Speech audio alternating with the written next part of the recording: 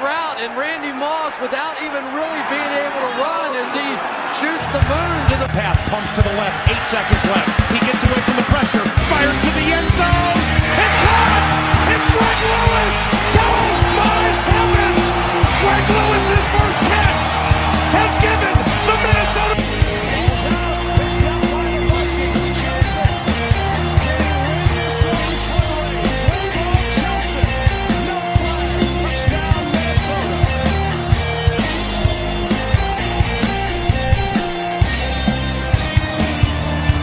Steps into the pass. Is caught. Diggs! Sideline! Touchdown! Unbelievable! Vikings win it! 4, 3, 2, 1, 0. What's up, Minnesota Vikings fans? Welcome into another show brought to you by Minnesota Sports Talk. This is House Calls with Skoldock, and joining me, as always, my co-host Dave. But we have two special guests with us tonight, starting with Brett from Vike Central. You can follow him at Vike Central. Super great to have you tonight. And then we have another guest with us, Dan. Dan, welcome to the show. Can you share your Twitter at so people can follow you? Yes, I will send it into the chat. Perfect.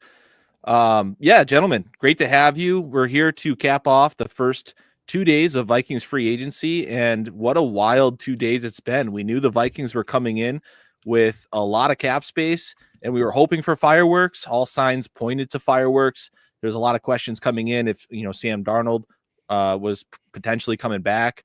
And then we found out pretty quickly that he was not coming back, and we had to do something with all this money. After the first day, it was like, okay, Kwesi, wake up, buddy. And then boom, we had all kinds of news today. So let's start it out with the first signing, Ryan Kelly, center, 2 years, $18 million. And I was surprised by this, to be honest, just because Garrett Bradbury had a contract that wasn't, it was pretty team friendly, to be honest with you, but we hoped, Dave and I had talked about it. We had hoped for an upgrade at that position, and to see it happen, I was super excited about it. So Dan, let's start with you, bud. So what was your take on the Ryan Kelly acquisition? So the Ryan Kelly acquisition actually caught me completely by surprise. I expected them to roll with Bradbury for at least the end of his contract and then move on next year. As we know, he's been kind of a turnstile as far as the pass protection has gone. So I expected a guard improvement, which may have helped him in the long run by having somebody next to him that was solid. But I'm very happy with the acquisition of Ryan Kelly. Yeah, Brett, up to you, man. Like, what do you think about the acquisition, the deal itself? Yeah, hot take. It's actually probably my favorite signing. You probably don't hear that much when we've signed all these impact guys. He's probably near the top of the list for me, to be honest, if not my favorite signing. And that's mostly because he's going to be teaming up with JJ McCarthy more than likely, just to get that veteran center to pair with a young quarterback, I think is very enticing. And Ryan Kelly's been doing this a long time, and he's been doing it at a high level for a long time. And Garrett Bradbury's been doing it as well for a while, but just not to that standard that Ryan Kelly has. And, he's struggled with injuries a little bit now, but if he can come back healthy, he's built for the offensive line and for being a center. He's nasty. He's violent. It's something that we've been missing in the trenches. And I love that we got Will Fries as well, because there's instant continuity there already. So it's going to be a lot of fun to watch those guys evolve and watch them just build chemistry, not only with the rest of the offensive line, but also with JJ McCarthy. So it's going to be a lot of fun to watch. I agree 100%. And Dave and I were on a show a couple of weeks ago when we were looking at free agency and doing our free agent primers. And we had said that they need to overhaul at least 2 of the 3 interior offensive line positions. And we didn't know, well, we didn't care if it was guard, 2 guards that they obtained, or if it was a guard and a center, but we just thought it was more likely they'd get 2 guards and not replace Bradbury, because his cap hit was, $6 million or something like that. You get 3.3 if you release him. But when that was the first move, I was like, okay, here we go. Like, enough is enough. Our head coach, voiced his displeasure after the playoff game. He said, we got to be better. And they put their money where their mouth is. And I love what you said about Will Fries. I actually wondered that if by getting Ryan Kelly here as the first move, if that helped our leverage with getting Will Fries, because there were several tweets that, said a lot of teams were in on him, Seattle, Arizona, the Giants. A lot of people thought it was a done deal to the Giants for a little while there. And then the Vikings came in strong, at the last hour. So Dave, let's hear from you. How excited are you for the new Vikings center, someone who's got a little more sand in the pants, who can, I'm gonna pat myself on the back on this one. I don't know if you remember there, Skull Doc, but I thought, who I like? It would be cool if we got this Kelly guy. And this was probably, 3 or 4 weeks ago. And then I think the last 2 weeks, we talked about getting them both.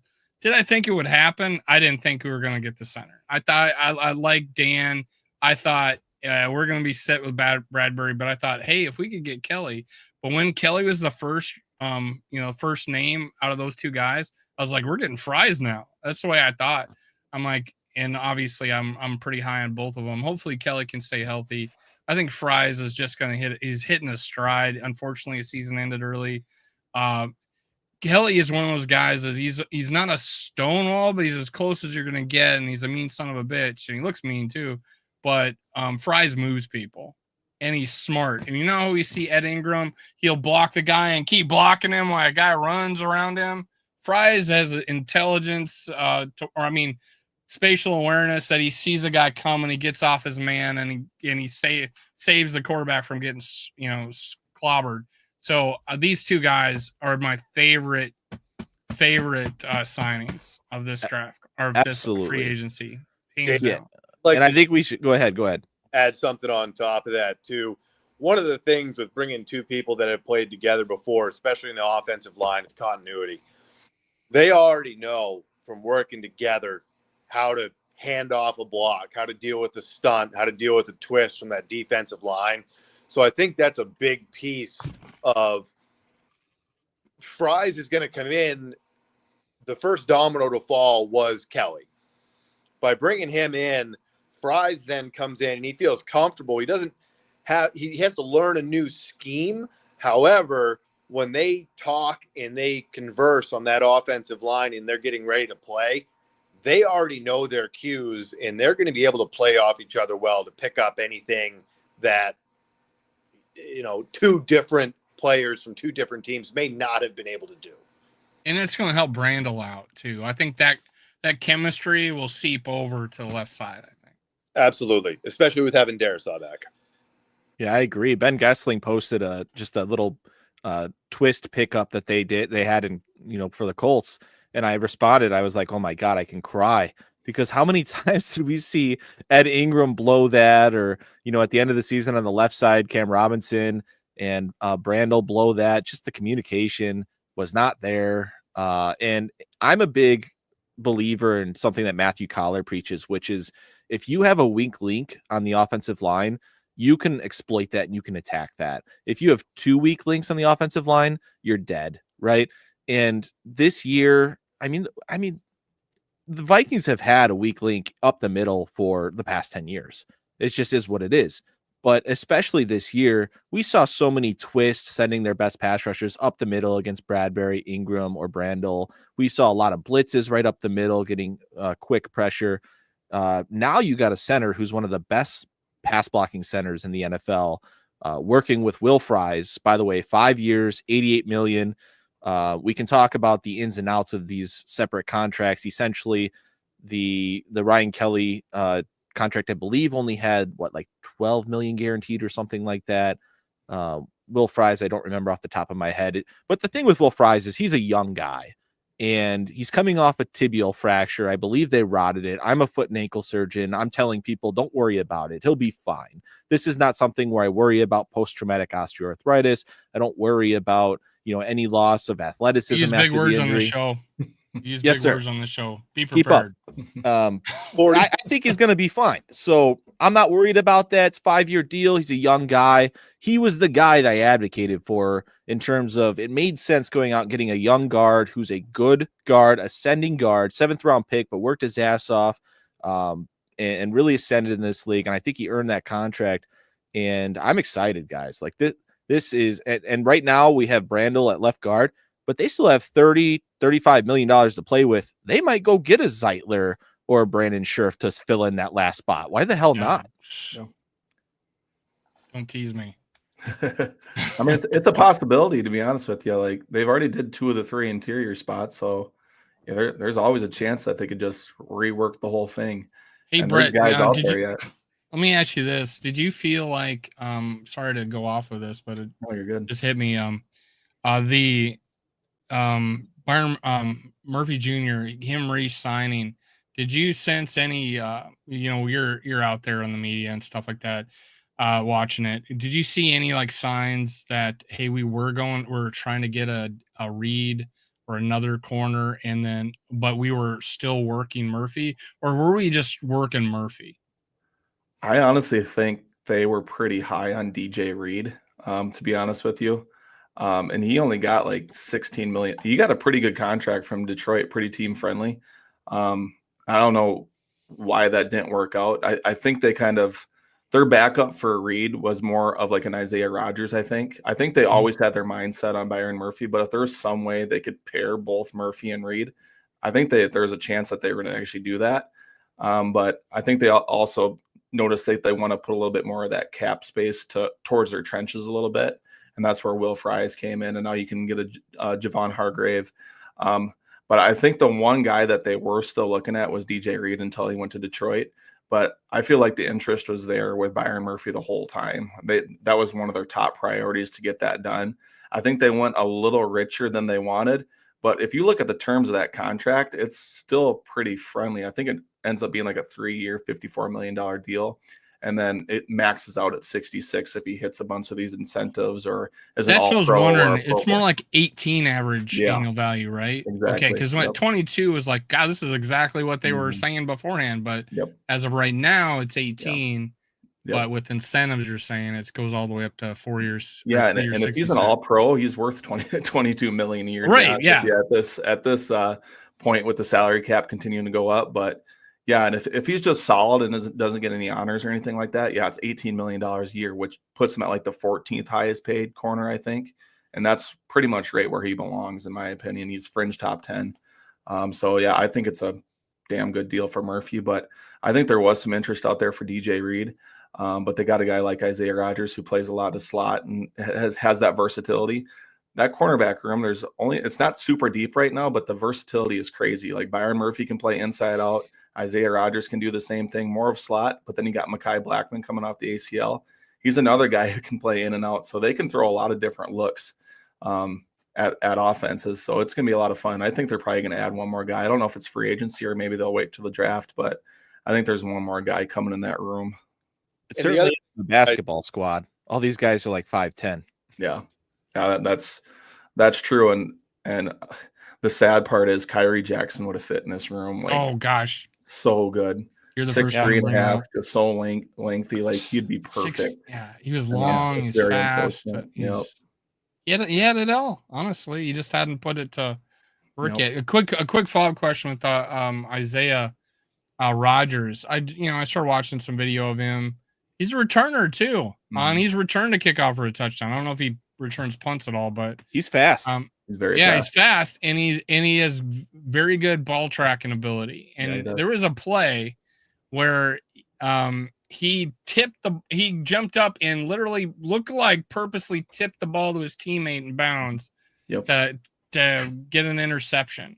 So I mean, he's very good ball tracking. He's he does that so well, and that's so important. Oh yeah, I think he was a market insufficiency type of guy because he's little. He got suspended for gambling the prior year. He's been with the Eagles this year, and we already know that they drafted those 2 studs, right?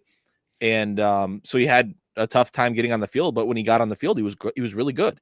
So I think this is a really good contract for the Vikings. This is an under the radar type of guy.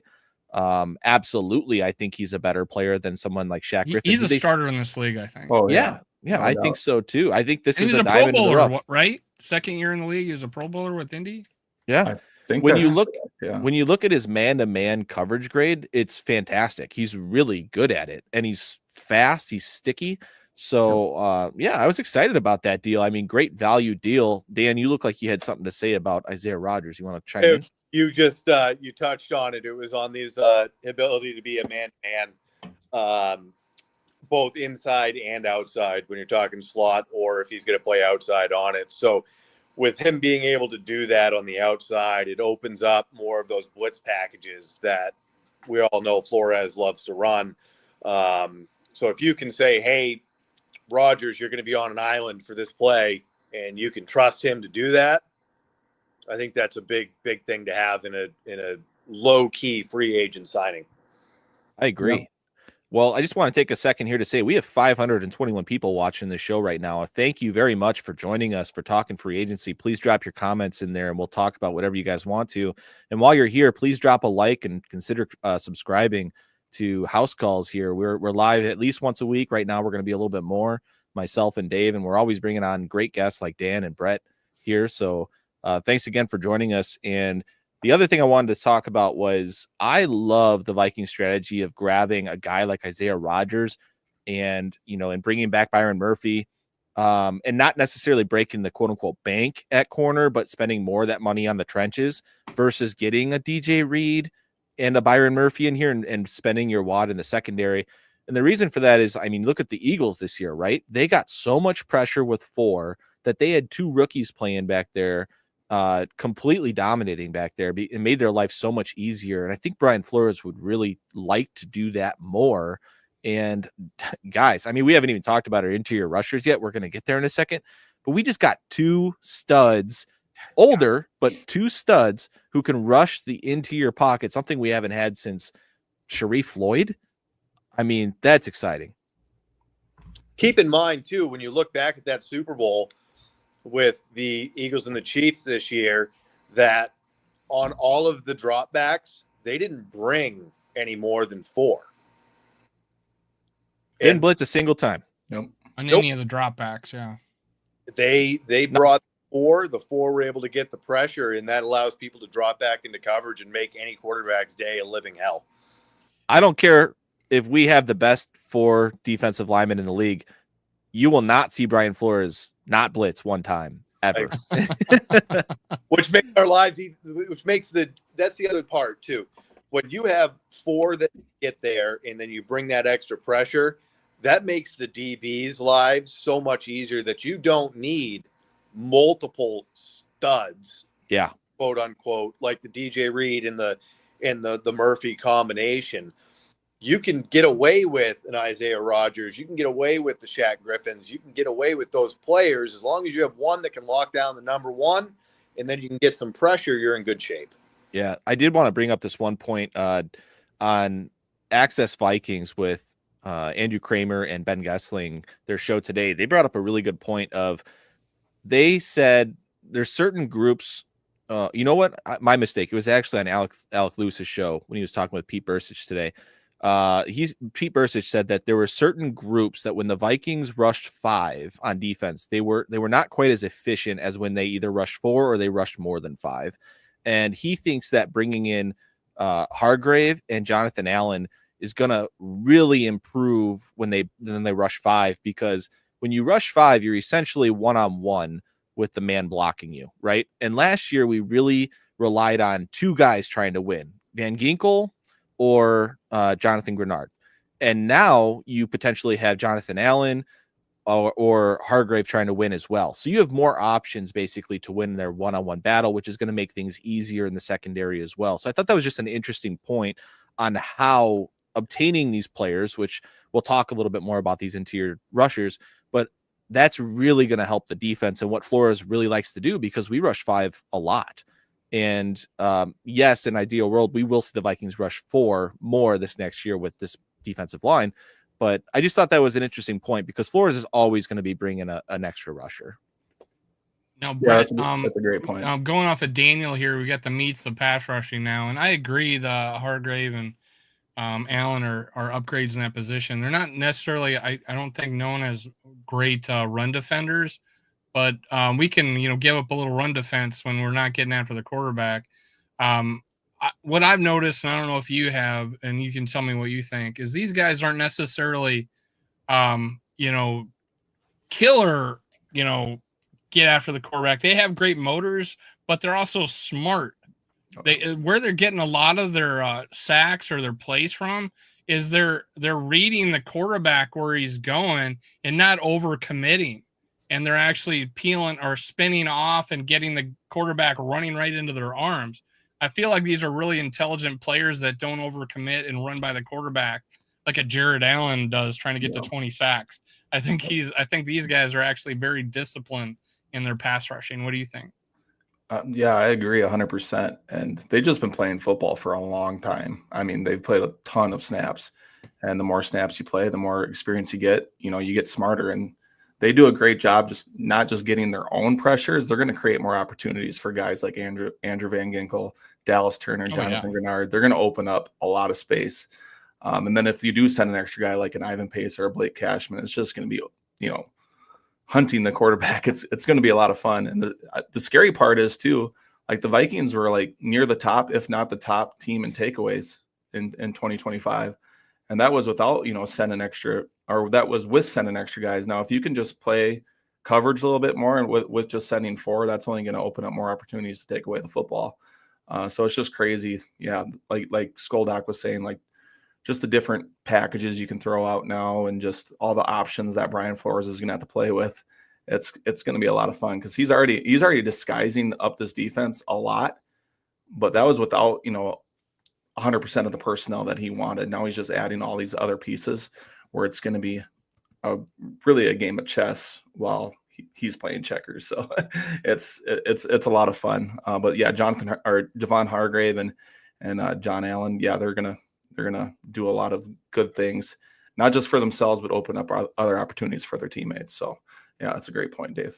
And to add on to that, I think not only impacts your pass rush, but it's going to impact the run defense as well, because these guys are eating up bodies that were initially, when we didn't have anybody getting through that middle, they weren't eating up those bodies. Those offensive linemen were able to get to the second level of our defense to block the Ivan Pace or block the Blake Cashmans. Now you have these guys eating up bodies in your run game as well as your pass game. That's going to open up lanes for Ivan Pace, Blake Cashman to hit those gaps and stop those runs short. Yeah, and I think honestly the way, and you tell me what you think, Soldock, is I think the way these guys, the way we play defense, these guys don't need to be out there for 60 snaps. They can be 30 or 25 or whatever and be fresh and be effective. And then we have other players that have been effective that we don't necessarily have to have these guys out there. Like I think someone was crapping on our pickup of Hargrave from the 49ers, and like you guys played him to death. We'll play him a lot smarter here. And I think that'd be the case. And like you guys said, Dan, that these guys, and when I'm watching the videos of them, they're getting double teamed. Yeah, they're taking up bodies. Yep. And another point is talking about Harrison Phillips. He's played way too many third downs in the past, and he doesn't have to play third downs anymore. He can be your first and second down guy. If you bring back a Jonathan Bullard, he can be a first and second down guy. And then that's when you play with a rotation, which the Vikings have not been able to do because they don't have the talent to do it as of late. We don't need a guy like Tillery trying to rush on third down anymore, who hasn't been able to get the job done. So I agree with you guys. I think that they can have more of a rotation. They can keep everyone fresh, and you can only double so many guys. So good luck. And I just want to throw this out there. I tweeted this at someone. The Aaron Banks contract to the Packers. Now the guaranteed money is low. Okay, so if he's bad, they cut him. No sweat off their back. However, just the contract value, like the amount of money that they offered him was shocking and surprising for a player that has the same pass blocking grade as our left guard Brandel, who makes $3 million. So I was shocked by that. And I told the Packers guys, I'm like, listen, because a lot of Packer fans were, they're like, hey, he's going to be a road grader. He's going to be great. But I was like, honestly, it's just nice to feel like the tables have turned a little bit, because the Vikings with Hargrave and Jonathan Allen are going to have a pass rushing advantage now over a guy like that. You know what I mean? Instead of Kenny Clark killing our guards, now our guys get to kill their guards. I mean, that's fantastic. I love that for us. 100%. 100%. And we haven't even mentioned guys like Jalen Redmond yet. Who knows what Levi Drake Rodriguez is going to look like in the second year. He's just a man with his hair on fire. So I've actually picked up Redmond's college roommate, Uberin. Oh yeah. He's apparently he didn't play till like his senior year of high school. He was a basketball player. So just to think that what this guy could have been like if he had played 4 years of high school. Yeah, no doubt. He's like a late bloomer, man. He came out of nowhere last year, and what a way! I have more faith in our coaching staff to let a guy like that bloom, and that made me feel a lot more comfortable going in this year. I thought maybe get one D tackle. We ended up getting two. Now I'm overflowing with D tackles now, and I don't know what to do with them. I don't know what to do with my hands. I don't know what to do with my Honestly, hands. yeah. Dave, can we throw up that picture with the free agents here that the Vikings have brought in so far? I do have it up already. Cool.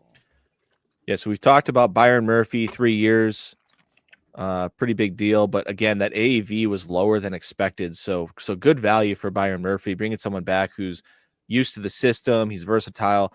Aaron Jones, love that deal. It's another deal. Like all these deals, Dan brought up a great point on Twitter talking about this, how you can't just look at the sticker shock. It's all about the contract structure. Daniel says no Buddha love. Everyone was pissed off because that was like the second signing they made on the first wave. And they're like, get that out of here. But Aaron Jones, essentially, in my opinion, is like a 1 year deal that you can let him go. If he gets hurt or he's not great next year, with very little penalty against you. Isaiah Rodgers, we talked about, great deal there. Jonathan Allen, more of a 2 year deal, not that 20 per year that you were looking at, but more of like a 15 per year. Like not bad at all for Jonathan Allen, who, by the way, wanted to come to Minnesota just to show the culture that they've built here with everything that Kevin O'Connell's brought to this organization. This is a destination franchise, as Dave likes to say. Winners want to come here. Will Fries, young guy, 5 year deal, turned down deals from Seahawks, Cardinals, Giants to be here. And then again, Javon Hargrave. I don't feel like that was a hard choice. No, that's not a hard choice. But then again, you'd think a guy like Javon Holland would come here over the Giants too, and that didn't happen. Oh, yeah. Now, who knows how much the Vikings offered him? I do believe they offered him something. There was a fake account giving out some information that was getting aggregated yesterday. That I figured was fake because it said that the Vikings offered $21 million to him and he signed for like 15 AAV or something like that. So I think he has dyslexia. It was probably more like 12. But 21. There you go.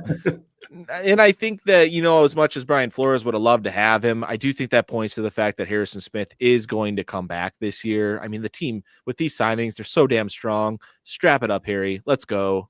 Let's go win a freaking Super Bowl. Yeah, no doubt.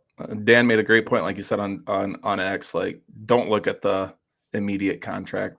Just don't do it. Wait for the terms to come out.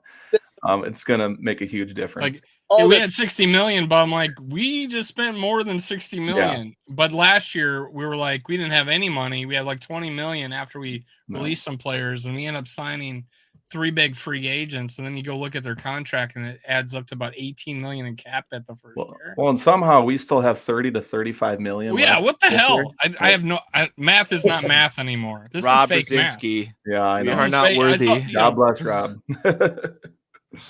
Cap is a myth. What were you going to say? Once you get the void years rolling and you have the prorated signing bonuses, things like that, you're able to get these guys on deals that may look like a 4 year deal. When in all reality, it's a 2 or a 3. No. And then you have the opportunity to, 1, either extend and kick the can down the road, or 2, you re-sign them and kind of kick the can down the road that way too a little bit. But really, they build these deals so that they're backloaded. They've been doing this forever. They've been doing backloaded deals for a very long time. And what that does is it gives you some flexibility for these older guys. You're able to bring in people that you could take a risk on an injury history. And if it works out, great. You extend them. If it doesn't, great. You cut them and you save them. Aaron Jones, great example. He's coming in this year. I think it was a $4 or $5 million cap hit. somewhere around that on his, new deal. Next year, if you have to cut him, 12 million. and you can save $2 million on it on your cap. So that's how they structure a lot of these deals on these older guys, and it seems to work out really well to give flexibility and allow you to, make some of these signings. If it works, it works. If it doesn't, great.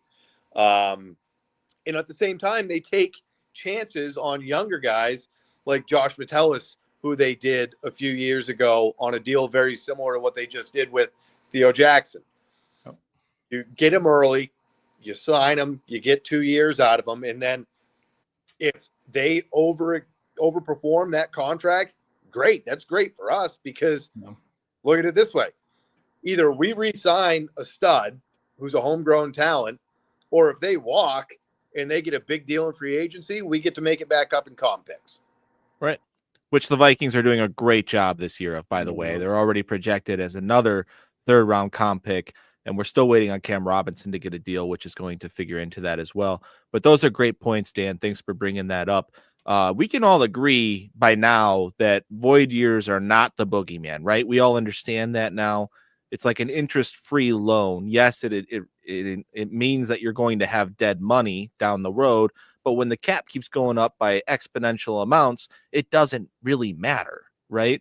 It's all about maximizing your dollar today and living with a little bit of dead money tomorrow. Now, you don't want to go crazy to the point where like the Saints are just screwed, right? Like, but the Vikings won't ever get there with Rob Brzezinski leading the ship. So we don't have to worry about that, Vikings fans. Void years are not the boogeyman. Don't sweat void years. It's fine. It's good practice. Well, if you look at last year, I believe I saw a statistic right around the Super Bowl that came out that the Eagles had been the top team utilizing void years. Now, it works really well when you have a rookie contract, and you're kind of seeing it come back to bite them a little bit right now because of Jalen Hurts' contract and having to run off, a veteran quarterback signing, and they're having to cut some people, trade some people. But they had some of the most utilized void years as far as their contract goes, and obviously it paid off. I agree. Well, let's take this conversation now, gentlemen, to what we want to see next. First of all, I think everybody would agree this has been a phenomenal free agency thus far. Kwesi, good job, buddy. Earn your contract. I love it. Personally, I want to see Cooper Kupp join this team. What do you guys think about that? And we didn't like it, but we didn't necessarily like it before, but now we got the I'm money. all over that shit now. I'm all over it. Dan, what do you think, buddy? I think that's a huge upgrade over Naylor. Nothing against Speedy, but I think with an offense that has Aaron Jones, Hawkinson, JJ, as well as Jordan Addison, you add Cooper Kupp into that.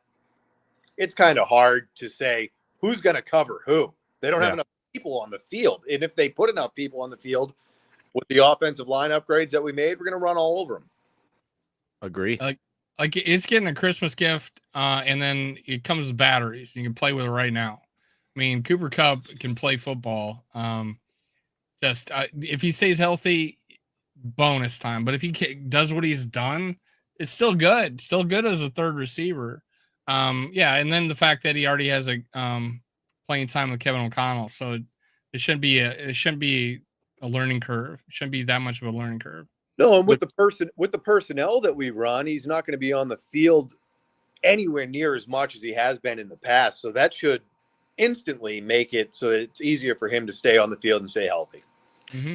And remember that Addison is likely going to be without him for 3 games because of a suspension for falling asleep drunk behind the wheel on an off ramp on the highway because he's young, dumb, and full of you know what, as my football coach used to say.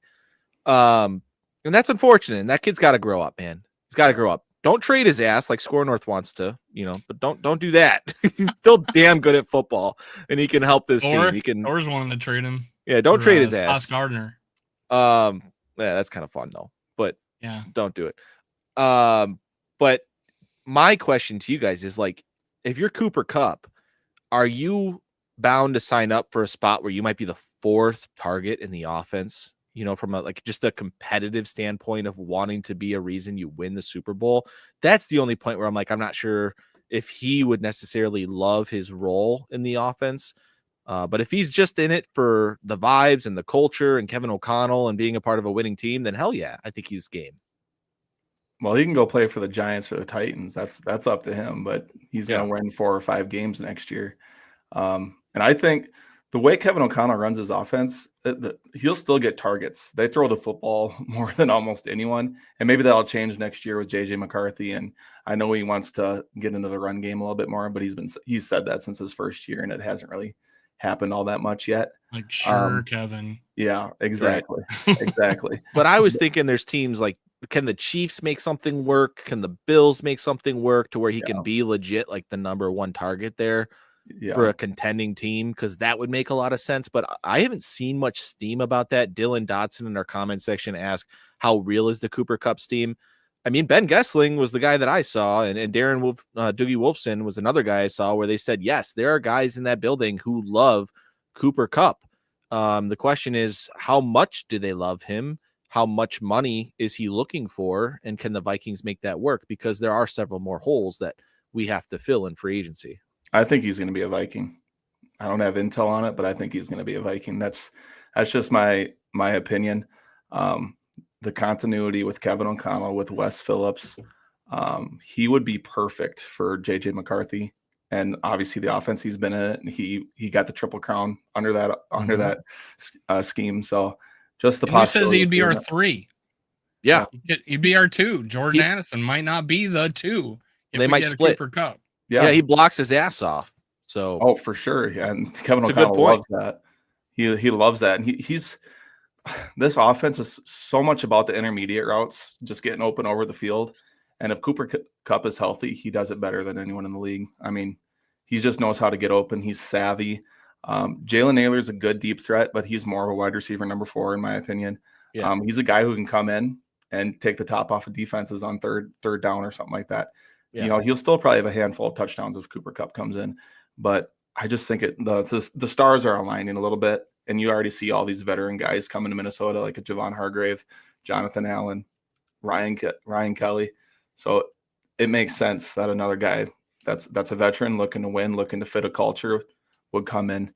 But in my opinion, I think he's going to be a Viking, but we'll see. I'd love it. I would absolutely love it, man. And if that happens, I will have truly believed at that point that the Vikings have the horses to match up with Philadelphia, with the Lions. I mean, I think the roster would get to a point where it's like, okay, we have the horses now. Like, we have the coaches who have kind of elevated this team to a level of those teams, despite not being as talented. Yes, we have superstar talent, but we also had a lot of holes that were kind of getting masked over, a lot of makeup on a pig type of thing.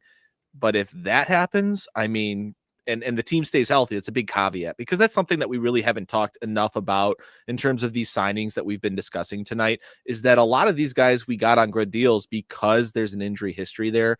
Talking about the torn triceps for Hargrave, the torn pectoral for Jonathan Allen, Ryan Kelly with, I think it was knee issues that he was fighting last year.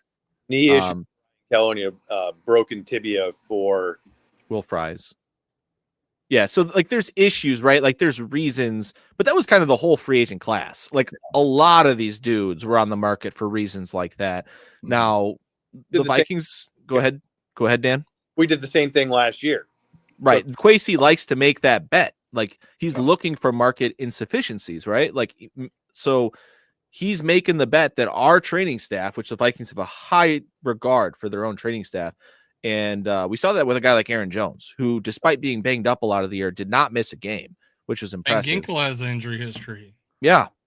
Cashman's got an injury history. Well, that's why I'm thinking, like, is Asante Samuel Jr. or Tevin Jenkins like a possibility yet? Because both of those guys have struggled with injuries as well. I mean, great names. Tevin Jenkins, I saw a tweet today, said his market is extremely cold. He's been fighting chronic back issues, which is super scary for an offensive lineman. Asante Samuel Jr., to my understanding, I think it was shoulder injury. Mm-hmm. Dude, corners get hurt. Like, it just happens. Go sign that dude tomorrow. That's who I want. He's one of my top. But the one that I wanted to bring up, if we decide that we don't want to do running back in the draft, what do we think about Kenneth Gainwell as a third down back coming in? He actually just signed, I saw tonight before we went on the show. Stole your thunder, Dan. Sorry. I forgot where he went, but I saw that he signed with someone. Too. We're getting a running back. We're getting a running back, damn it. What about Cam Akers, though? He's not going to cost us much. Why not bring him back for running back 3? Why don't we? Speaking of things we need, I mean, JJ McCarthy's in the quarterback room like John Travolta right now. He's like, "Where's everybody?" I'm like, why didn't we re-sign Nick Mullins if we're not, if we're not going to bring, have a backup quarterback that knows the system with a young quarterback? Now we got to bring in someone fresh off the boat. And from what I've heard, Grant Udinsky and Nick Mullins are like this. Kenneth Gainwell to the Steelers, by the way. Steelers. Okay. And Joey Bosa signed with the Bills, if you guys didn't see that. 1 year, $12 million? Yeah, 12.5, I think. And I was kind of bummed. I wanted to see the Bosa brothers playing together. That would have been fun. Cool. Yeah. Here's my memory of Cooper Kupp. Anthony Barr one-on-one with him on Thursday Night Football. How did we let that happen? Well, McVay knows the rules. Before Cooper Kupp was Cooper Kupp. That's like, who's this white dude? Yeah, Zimmer had to change the defensive rules because of that game, because McVay understood the coverage rules and was able to get that a thing, make that a thing. And that didn't work out for us. That was a track meet of the game. We have I think Cousins threw 4 touchdowns that game for almost 400 yards. And then like a week or two later, they've fired John DeFilippo. He was the scapegoat. And then the next game, we rushed for 200 yards. Game. I don't know. I want to switch our conversation now over to the draft. And I think the Vikings have done kind of what everybody was asking. We were like, okay, here's our shopping list. We need 2 interior offensive linemen. We need 2 corners. We need 2 interior defensive linemen. Boom, boom, boom. Done, done, and done. Right? And that's pretty awesome. So now they've put themselves into a place where they've really allowed themselves to go into the draft and take a best player available or trade back and get a lot more capital and play the game that way. In my mind, I think there's a much higher chance now that first pick could be a running back in a class like this. What do you guys think? We'll start with Dan. What are you thinking for the draft now with what you've seen in free agency and how you think that gears towards what they might do? So I think they've, as you said, basically cleared the deck as far as we're going to go into a draft where we don't have to pick based off need, which is something that's nice. We haven't had that in a long time. I think personally, if it were me, from what I've heard, you have 1 through 10 that are in a class of their own. 10 through 32 is kind of, doesn't really matter where you are. It's going to depend on who has what need. And then the real meat of this draft is in rounds 2 through, say, 4.5. I'd rather trade out of the first round personally, get a second and maybe a 4th, whatever it may be. The draft scale is not something that I am great at. But if you can pick up 2 more picks anywhere from, the start of the second round to the 5th round, I think you're in a much better spot to build depth, which is what we need, versus going out and saying, hey, we need this person to take them as a starter. Yeah. Kwesi's got to nail one of these drafts sometimes, and hopefully this is the one. Our boys do. It's tough to nail the draft with 4 picks. Yeah, I know. And I think Dan's got it right. I think they should trade down, even if it is even 4 or 5 spots, try to end the draft with like 6 or 7 picks somehow, and nail a few of those, because some of these free agents we did sign, they're up there in age a little bit. We need some young talent on this roster to fill it out a little bit. Running back is an interesting thought. I don't think Ashton Jonty will be anywhere near the Vikings, unfortunately, but a guy like an Amarion Hampton out of North Carolina, fast guy, I think would be really good. This is as close to Adrian Peterson as he probably could get. Yeah, I'd really love him in Minnesota. but I don't even know if he'll make it to 24, to be honest with you. That 97th pick we just got in the comp from the Kirk Cousins deal, I think that's going to be the running back pick. A guy maybe like Devin Neal or a Dylan Sampson out of Tennessee or something like that, just to pair with Aaron Jones. The guy I kind of want right now at pick 24, if you follow me on Twitter, is Nick Monwari from South Carolina, a super versatile safety. You mentioned Javon Holland earlier. They're very similar, and he's an athletic freak. If you saw his combine numbers, he was the number one out of like 1,400 safeties that have tested at the combine, just an athletic freak. And if you put him in Brian Flores' defense, I think he'd be a great fit. But it's very interesting that now you can pretty much go BPA if you want. Yeah, there was a Malachi Starks, the corner from Alabama, has been in my mind Georgia. compared to, or thank you, Georgia. Yep. Yeah, talk about the similarities between scene. Everybody would freak the hell out if that happened.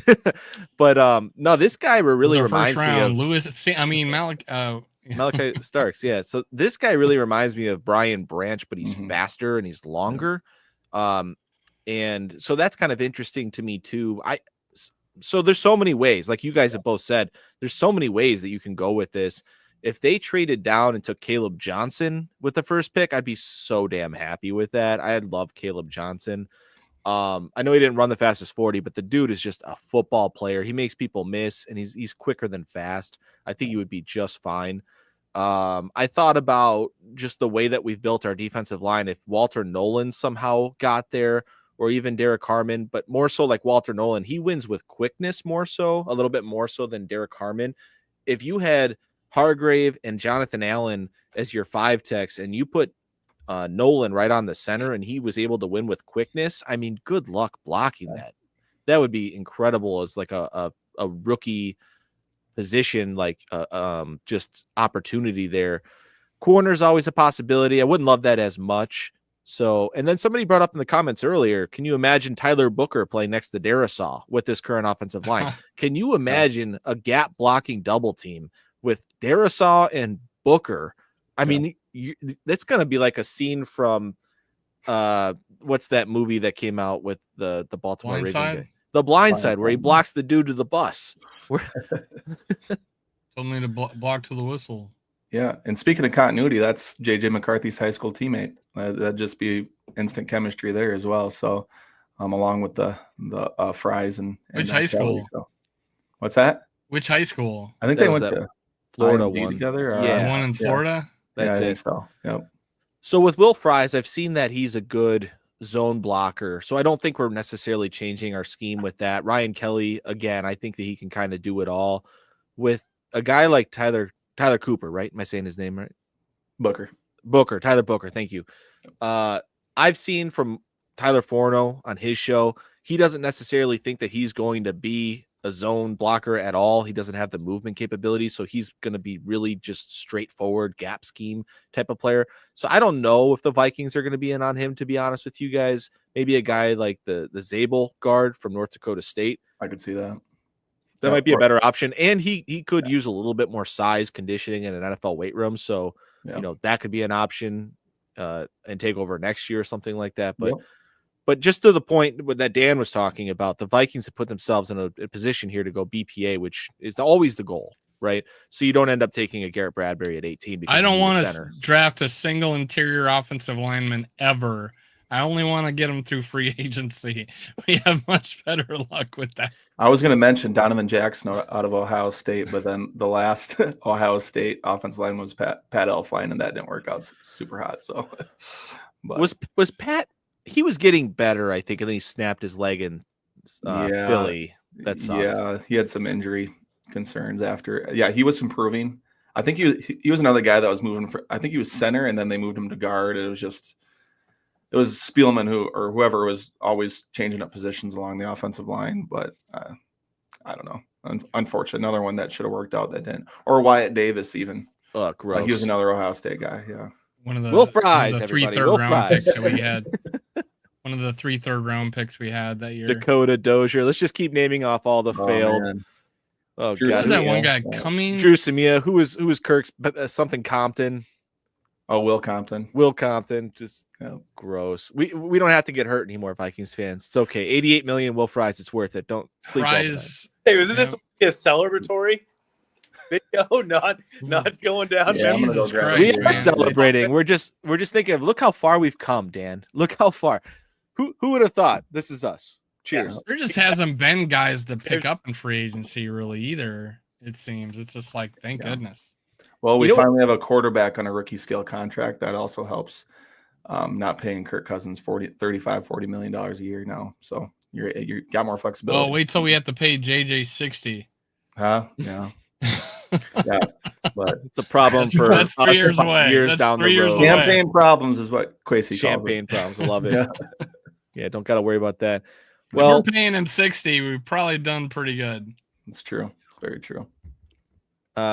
we kind of tapped out on our free agency talk Dylan, here. we're reading off obituaries. Yeah, exactly. Is there anything that you guys wanted to talk about before we wrap up the show? Here we go. Wentz, what do you think? I want to know. We still haven't said we got one quarterback right now. Like, what's the deal? Who are we gonna get? Well, technically we have two. We still have Ripien. Yeah. Is he? Yeah, Is he he's on under 1 year though? contract. Yeah, he's under contract. Oh, he's under this They year re-signed too. him right after the year. It kind of went under the radar. They re-signed him to a Okay. 1 year contract. Bettman. Yep. Dave and I were kind of on the side of we didn't really mind who was the backup quarterback because if you have to play that guy, you're probably screwed anyways. No. But Matthew Collar on his show today was showing some love to Marcus Mariota. And I do like that option, not because he's like great at football, but what you're looking for in a backup quarterback is charisma, character, someone who's going to help JJ McCarthy be the best quarterback that he can be, help with scouting and tape and all that kind of stuff like that, put together game plans, which is important for backup quarterbacks. Yep. It's all the stuff that you don't think about, which is what made Nick Mullins such a great backup for so long. And so, yeah, I'd be fine with that with Gardner Minshew. Again, I don't really care. Just don't blow, much salary cap on it because I don't think it's that important. Do you guys agree or do you have other thoughts on that? I'm on the Minshew train personally. I kind of am too. Okay. I mean, I'm okay with it. I'm trying to grow a guy this that can out. come in and athletic enough to like make up for his deficiencies, or he's just a good quarterback. I like mobility with a backup. Like I like them to have mobility because they're not always going to be able to make the perfect play because they're not always playing. But if you can move the sticks with your legs every now and then for a game or two, that's what we saw with Josh Dobbs a little bit. Like he didn't know the offense right away, but he was able to use his legs and win a couple football games. And then obviously it helps. And then the Bears and Raiders game came around. And yep, exactly. I love just for a game or two, I love KOC's reactions when Josh Dobbs would just go Superman mode and run around everybody. And he's like, the hell did I just watch? But it worked. For real. This isn't a popular name, but like, how about a guy like Mac Jones? Sure. I don't care. Like, it's fine. I think people, you're going to have some people hate it. Like it matters. I'm like, that's fine. I don't really care. No. You guys know the Gardner Minshew story about his first season when they were going to make him play, right? No. Well, no, I don't. Not offhand. I don't maybe remember. heard it, but I forgot. Didn't want to use his first season in college because, and this is, I'm going to be as close to the truth on this story as I can be because the facts have, left me long ago. Anyway, he didn't want to play. He didn't want to lose his first season by coming in as the backup. Take the plug off a bottle of Jack Daniels, took a hammer, and broke his own damn hand. Oh, wow. Oh, yeah. I do remember that story. Realized that the first hit wasn't hard enough to make it so he'd have to sit out. So he slugged off the bottle again and took that hammer right back to his hand. And then ended out getting through his year without having to play so he could utilize all of his time. Not the smartest move, but it's tough to fail. I do remember that story. I forgot it was Minshew, though. Yeah. I do remember that story. Kicked his foot through a door? I was just going to say that. I was going to say, who was the quarterback who kicked through a glass door and tore his tendon? Yep, that was Heineke. Which, by the way, I could fix. I might need to. I might need to get you to do surgery on redo my ankle in the future here. So give me a discount. Nah, dude. If I mess it up, our show's shit. So. He doesn't have on this. What's kid. up? So I wanna focus a little bit now on like NFC North division rivals and what they've done in free agency. And I want to start with the Bears. And the Bears were that team that was crowned by everybody early on in free agency after like day one. And by the way, they have been that team for like the last 2 years, and it has not worked well for them. So I'm not going to say that they're going to repeat history. I'm just saying that who knows, right? With free agency, I've seen GMs say things like, you can't win the Super Bowl on day one of free agency, but you can lose it, right? If you spend a lot of money, like idiotically. So with the Bears getting their guards, they traded for Jonah Jackson, who has had bad grades since he's been with the Rams, but he was a good player under Ben Johnson in Detroit. So who knows? Maybe he can return to form. Then I wasn't high on that move. Then they trade for Joe Thuney, which all pro player, love that guy. How many years does he necessarily have left? Is he going to be a guy that you can tie to the entire contract of Caleb Williams? No, I don't think so, but still hell of a get by them. Then they go out and they spend all the money on Dahlman, which to me is just souped up Garrett Bradbury with deficiencies in the pass blocking game. So with all that said, I like their thought process on doing what they have to do to try to protect Caleb Williams as much as possible. With that said, I think there's a huge flaw because when you look at all the sacks that Caleb Williams took, he didn't have that bad of pass protection. He just held the ball way too damn long. And Ben Johnson's coming from a system with Jared Goff where it was all 1-2-3 progression, get the ball out quick. And that's going to be the main cog to this puzzle is, can he get Caleb Williams playing on time? I don't know that he can. If he does, they're going to be damn good. But those are my thoughts on it. Brett, what do you think about the Bears offseason so far with the free agency acquisitions?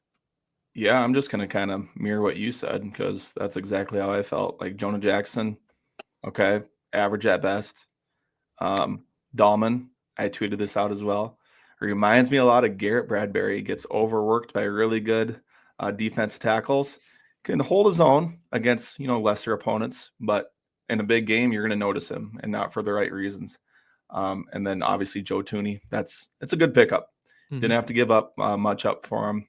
He is on the ladder of his career a little bit, but and he also said Caleb Williams just has to get rid of the football, and I think Ben Johnson is going to help with that. But at the same time, like part of his game is kind of moving around the pocket, extending plays. But if he's going to continue to do that, they're going to give up sacks regardless, who's ever along the offensive line. So as long as he still has that in his DNA, I don't know how much these moves are really going to matter. But you know what? I respect it. They tried, and maybe it will work. It might work. Who knows? But I'm not going to give them their flowers until they actually, show some results in the regular season because it hasn't happened so far. But yeah, I do like their pickup along the defensive line. Like, is it Deo Odedabo? Yeah, I had to Google him because I wasn't sure who that was. They paid him a lot. Yeah, he's a really good player. They did pay up for him, but I do like that signing from them. But just I like what the Vikings did better along the offensive line, honestly, than what the Bears did. I just feel like they got out ahead of it, but at the same time, they didn't get better players. I mean, you can get out ahead of it, but did you really get that much better players? Well, I was initially I was like poking a stick at Kwesi. Come on. But then I was like, hold it. The guys I want are still out there. And he got the guys I wanted, except for DJ Reed. But and I the fact that he got Isaiah Rodgers, I felt like we saved some money there, and I think he could start. So I don't feel like too bad about that. But I really like DJ Reed. But yeah, when we went offensive line and we got the offensive lineman I wanted. I mean, these are the two guys I wanted that I thought would help our team the most. And, that was just great when we did that. And I think we kind of won the North when it came to the free agency so far. We're in it looked like they got out ahead of us, right? But, we caught them on the backstretch. It ain't about how you start, it's how you finish. The one more thing I want to say about the Bears was I was really, really low on their Grady Jarrett signing because if you look at his PFF grades, he's been bad. Like, I won't say bad. He's been average to below average for like 2 years now. And I think that the Falcons kept him around just because he was such a good locker room and community guy and they were kind of just paying homage to him and keeping him coming back. But it got to a point where they couldn't pay him that anymore. And the Bears, like, based on the contract that I saw, the information, they legit paid that dude. Like, he's up there with the Jonathan Allen contract. And I text my buddies who are Bears fans, and I was like, honestly, like, if I was the Bears, I would have rather gone after Jonathan Allen or Hargrave. And this is before the Vikings signed those guys. And then the Vikings got both of them. So I didn't really love that move for them. Dan, what do you think about Bears offseason in general so far with their free agent acquisitions? I have a question before I make my statement. Mm-hmm. Of their acquisitions so far, year to date, how many were actually free agent signings? It was the center and Grady Jarrett, correct? As far as the big signings that we're talking about? Well, yes. So Grady Jarrett was cut. So yes, he was a free agent. So not comp pick formula. I don't know if you were going that route with it. No, but had the choice to actually go to Chicago. Oh, good call. Good call. Yes. So the players that they have didn't get to say, hey, you know what? I'm bought into what's going on in Chicago. Good point. They were able to say, well, you know what? We got traded here, so we're going to give it the best. But none of them were traded and signed extensions. Yep. They just got shipped off for essentially what looked like cap purposes on the compensation that they gave up. The teams wanted them off their cap. They didn't want to have to cut them. They got some sort of compensation off of it. But nobody other than the center and Grady Jarrett was like, you know what? We want to go play with Caleb Williams. We want to go be there. They got sent there. That's a great point, Dan. I didn't think of it that way, but that's a great point. You kind of look at the whole offense. It's kind of built that way. Like DJ Moore traded there. Yep. Keenan Allen traded there. Roma Dunze drafted. And then Caleb Williams obviously drafted. It's kind of how it goes. And that's kind of funny. Yeah, I never thought of that way, but I was just kind of going down the line now, and I'm like, okay, yeah, this is starting to add up a little bit. Where all these guys, they're not really there by choice, but who knows? It's interesting. If we really look at it, how many of them signed another contract? It's true. I personally thought that Poles should have been fired last year when they were going to get their coach. I think that was a mistake. I'm so happy that we went with a different direction because at the time we wanted Poles from most accounts, and then we ended up with Kwesi. And yes, you can talk about the draft issues that we've seen since Kwesi's been our GM, but I mean, Chicago, it's just been a mess, honestly. So let's move on to the Packers. I really like their signing of Nate Hobbs, the cornerback. I really like that dude a lot. I think that was a good deal that they got him at. Good signing. I do think that they're going to release Jair Alexander at some point. And why not, dude? Come on over. Why not? I mean, would you guys want Jair Alexander? Let's start with Brett. What do you think? It's an interesting topic. I mean, he's an interesting dude as well. Like he's a baller. Like when he's healthy, he's really damn good. I think he's 29 now. So, and I think he'd be pretty cheap as well if Green Bay cuts him loose. And it'd just be another one of those former Packers that comes over to the Vikings. He's a guy that would want revenge. I feel like that's in his personality a little bit. He'd want to go to like an NFC North team and just play the Packers twice a year. I feel like that's in his DNA a little bit. So yeah, that's something I would be open to. Just throw another guy that has a lot of experience in here. But at the end of the day, I look at it, Kevin O'Connell, big culture guy. I don't know if it fits 100%, but it's an option regardless. And I think, it could end up becoming a possibility, but just looking at it, I give it like a 40-60 chance. I don't know. I'm a no, but I'm a maybe if he comes with an interpreter. Oh man, those interviews, yeah. I hear you. Yeah.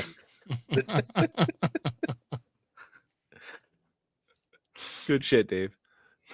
But Daniel's a no. Dog. He's good man cover corner. He's really good at man cover corner. I think he got pissed off with all the zone that Green Bay was running. Probably, yeah. He wants to be man cover. So if the Vikings, it's a great point that Brett brought up in terms of being that, quote unquote cancer to the locker room. The Vikings signed off on it. I will say this.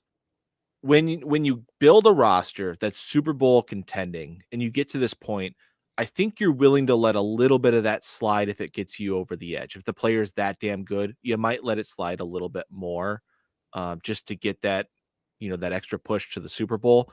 So I wouldn't say it's a hard no for me. It'd be at the right price is what I would say. You can always use one more corner. I believe in Mike Zimmer and his mantra there. Yeah, no doubt. He just feels to me like that's like it's Zadarius Smith. Comes in, you may get 4 or 5 good games out of him to start the season, and then you're going to have a mysterious hamstring injury that shows up that keeps him out if things don't go quite his way. Speaking of Smith, when is it going to be a Bear? Right? Yeah. Close out that. Complete the NFC North tour for sure. But we got to talk now about the Aaron Banks deal. I mean, when the numbers came out on that deal, I was like, what? And then also it was hilarious how they copy and pasted the message from the agent because it said free agent's top guard goes to Green Bay. It's like, who's top guard? And Brandon Thorne commented on, he's like, top guard question mark? Like what? The biggest offensive line guy on Twitter or X, whatever you want to call it. But I mean, I would obviously huge overpay for what he offers you, but at the same time, the Packers have been doing this for the last couple of years where they don't put much guaranteed money at all into the deal. So it's kind of pay as you earn type of deal, which is, I believe, what Josh Jacobs signed up for as well. It's a lot of money in the contract, but you can also get out from under it if he was to underperform at any point in time. So with that said, I've already talked about it. I think he's a poor pass blocker. I think that sets up awesome for the Vikings to take advantage of him.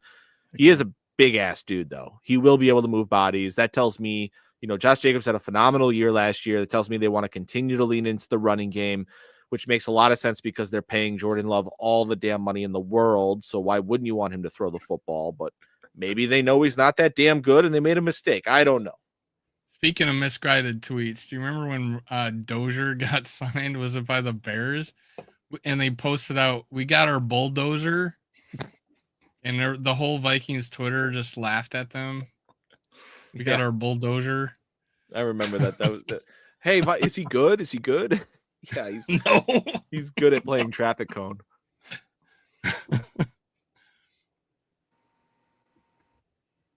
I don't think the Packers have done anything else other than those 2 signings. Am I wrong? Have they gotten any?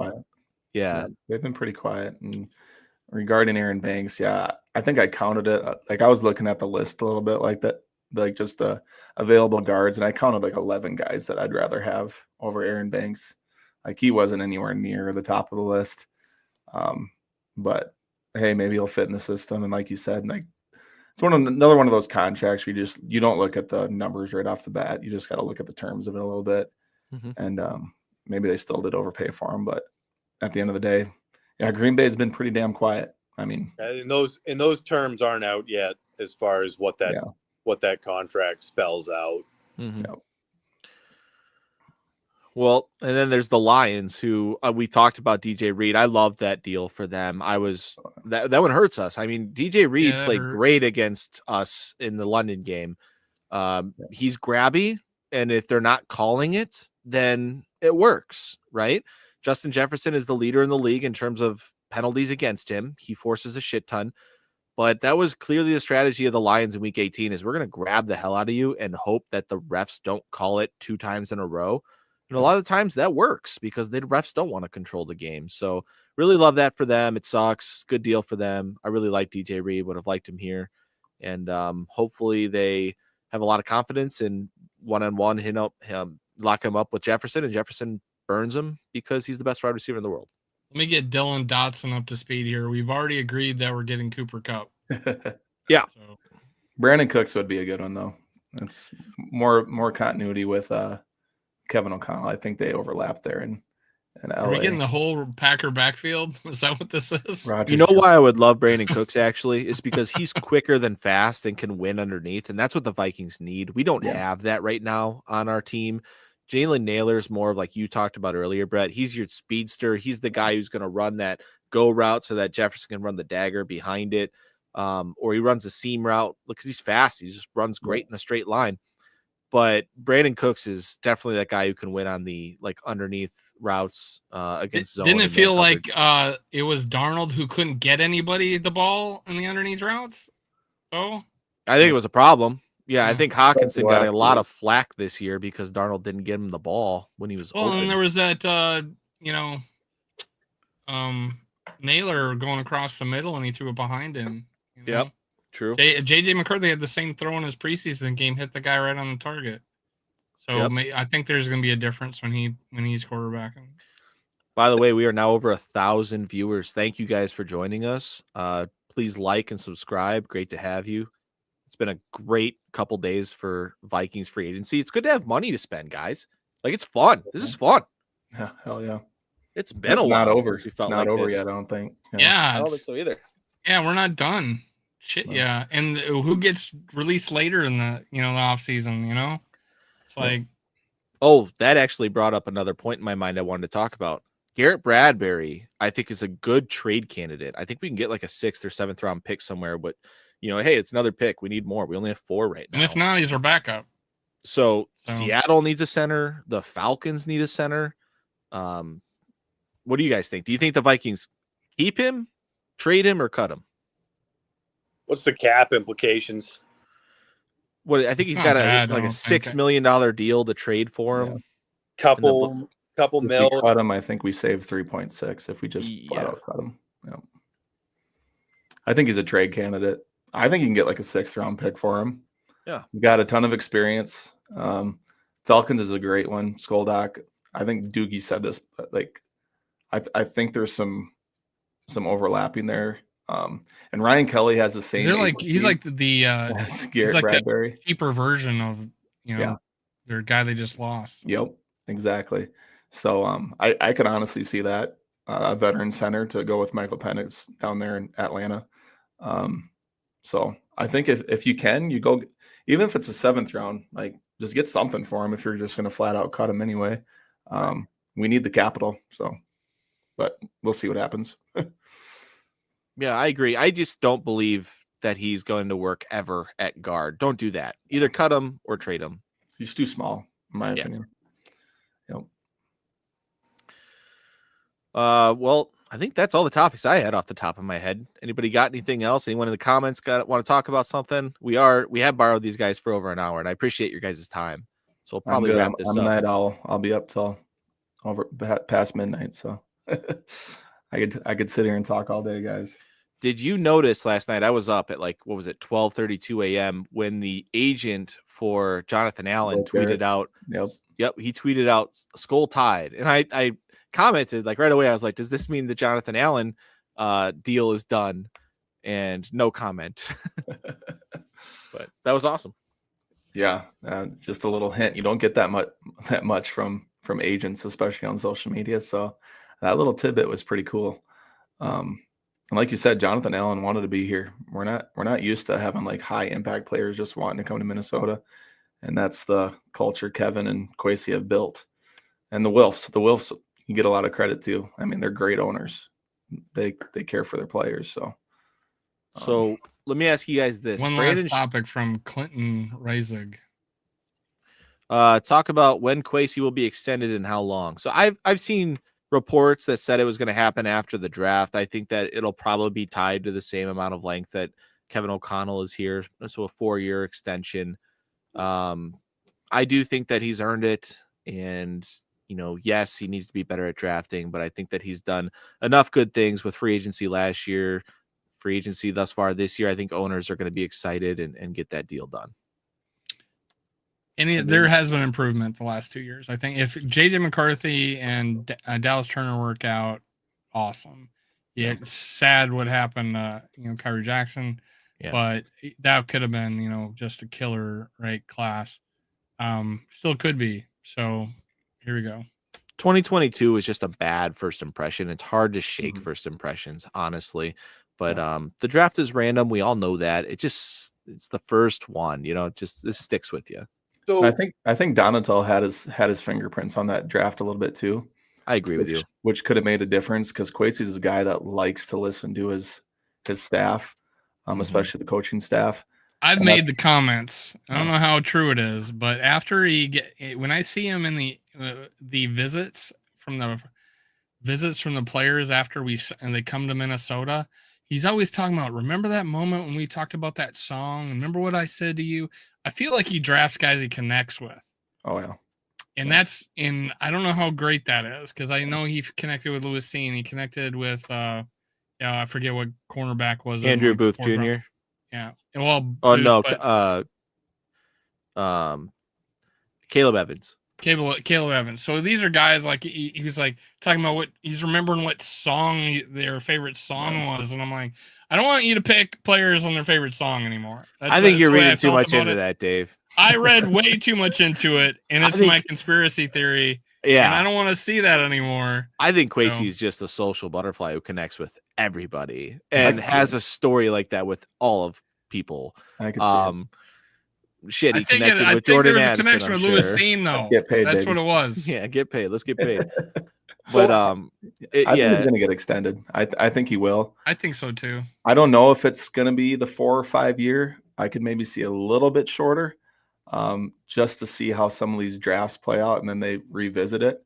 But if you hit on JJ McCarthy and Dallas Turner, like Dave said, franchise quarterback's the most important thing. If you hit on that, something Rick Spielman was never able to do, and he still lasted 16 years here. So if he hits on JJ, I had high hopes for John David Booty. Yeah.